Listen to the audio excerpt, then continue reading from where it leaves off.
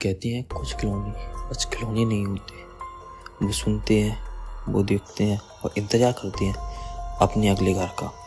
आज मैं तुम्हें एक ऐसी कहानी सुनाने जा रहा हूँ जो कहानी बेस्ड है एक ट्रू स्टोरी पर। एक लबूबू डॉल, एक ऐसी साबित गुड़िया जो जिस घर में भी आ जाए उस घर में कुछ ना कुछ अजीब घटने लगता है। हेलो दोस्तों, मैं हूँ राज ठाकुर और आप देख रहे हैं सन्नाटा फाइल्स। अगर आपको ऐसी हॉरर और मिस्टीरियस कहानी सुनना और देखना पसंद है तो हमारे चैनल को सब्सक्राइब कीजिए। तो चलिए कहानी शुरू करते हैं। रात के करीब 9:30 बजे का टाइम था। राहुल, जो कि एक मैकेनिकल इंजीनियर था और शहर से गांव, गांव से शहर आना जाना उसका लगा रहता था। एक दिन ऐसे ही अपने ऑफिस से आने में उसको थोड़ा टाइम हो गया। लगभग 9 से 10 बजे का टाइम था। वो पहाड़ी इलाके में रहता था तो उस टाइम पे ठंडी का मौसम था। पहाड़ी इलाके में हवा में अजीब सी ठंडक थी, जैसे कोई किसी को छूकर गुजरी हो। राहुल अपने स्कूटर से गांव के लिए जा रहा था। तभी वह एक ऐसी सुनसान गली से गुजरता है जहां वो पहले आ चुका है, लेकिन आज कुछ अजीब था। उस गली में इतना सन्नाटा था जितना उसने कभी नहीं सुना था। सड़क के दोनों तरफ सूखे पेड़ थे जिनकी टहनियाँ हवा से हिलते हुए अंधेरे में किसी की उंगलियों जैसी लग रही थी। वो अपनी कोट में जेब में हाथ डालता हुआ वो बताया, बस 10 मिनट और फिर घर पहुंच जाएंगे। लेकिन घर पहुंचने की जल्दी के बीच उसकी नज़र बाईं तरफ पड़ी। वहाँ एक टूटा हुआ बोर्ड पड़ा था जिस पे लिखा था फीके अक्षरों में, जिस पे थोड़ी सी धूल जमी थी। उस पे लिखा था लबूबू टॉय सिंस 1965। राहुल को याद आया कि उसके दादा ने भी कभी उसके बचपन में एक ऐसे खिलौने की बात की थी। दादा कहा करते थे उस दुकान की गुड़िया कभी किसी बच्चे को नहीं दी जाती थी, वो खुद चुनती थी किसके साथ जाएगी और किसके साथ नहीं। राहुल ने उस बात को मजाक समझा, लेकिन आज वो दुकान असलियत में सामने थी। बंद थी, पर जैसे कोई अंदर अब भी जाग रहा हो। वो अपने स्कूटर को रोक दरवाजे के पास गया। शीशे पर धूल की मोटी परत थी, लेकिन अंदर कुछ हल्का सा हिलता हुआ दिखाई दे रहा था। शायद हवा थी। राहुल ने ऐसा सोचा, पर वो हवा नहीं थी। राहुल ने मोबाइल की टॉर्च जलाई और शीशे के पार झाँका। अंदर बहुत सारी गुड़ियाँ पड़ी थी।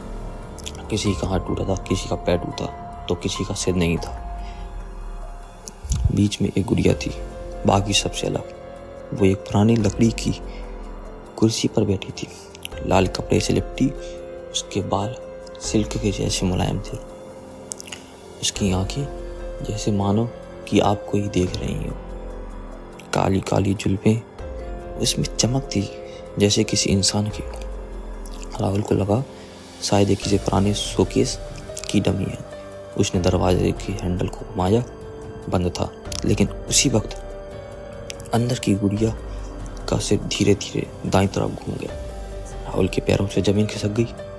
उसने सोचा शायद मेरा भ्रम होगा, लेकिन फिर एक हल्की सी आवाज आई, जैसे कोई फुसफुसाया हो।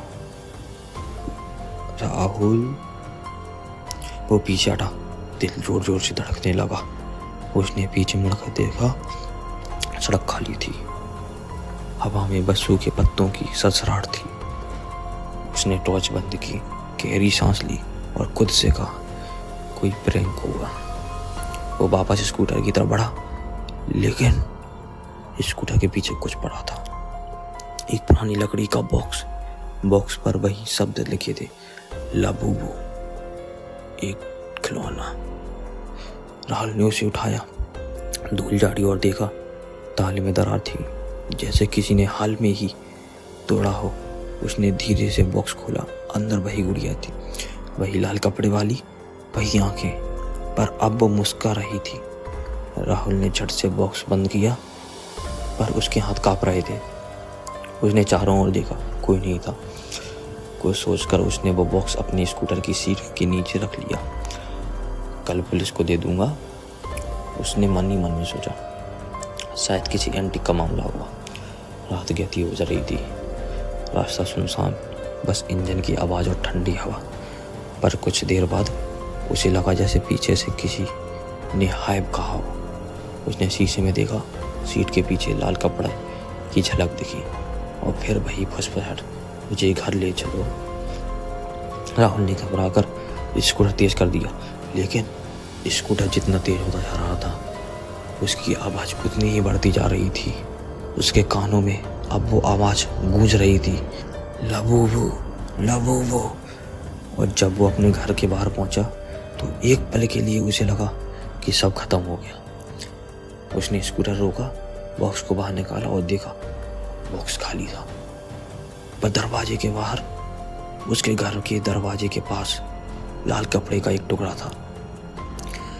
अगर आपको लगता है कि राहुल का डर यहीं ख़त्म हो गया तो आप बहुत गलत सोच रहे हो। कहानी तो अब शुरू हुई है। लाइक करिए, सब्सक्राइब करिए और कमेंट कीजिए पार्ट 2, जैसे कि मैं पार्ट 2 बनाकर डाल सकूँ।